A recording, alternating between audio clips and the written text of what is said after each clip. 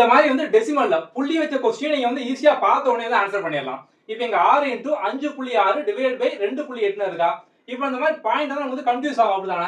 கன்ஃபியூஸே வந்து ஆக வேண்டாம். நம்ம வந்து பொதுவா நம்பரை கேன்சல் பண்ற மாதிரி பாயிண்ட் வந்து கேன்சல் பண்ணலாம்.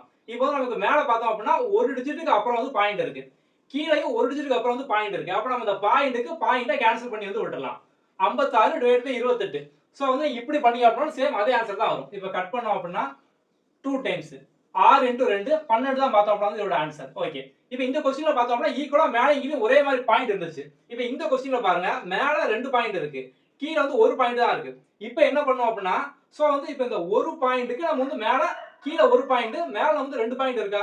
அப்ப இந்த ஒரு பாயிண்ட்க்கு பதிலா நம்ம வந்து மேல ஒரு பாயிண்ட் வந்து எடுத்து விட்டுறலாம். சோ அப்ப இந்த ஒரு பாயிண்டை எடுத்து தள்ளி வந்து வச்சிருங்க. ஏன்னா நமக்கு வந்து கீழ வந்து 1 தான் இருந்துச்சு அதனால. ஓகே.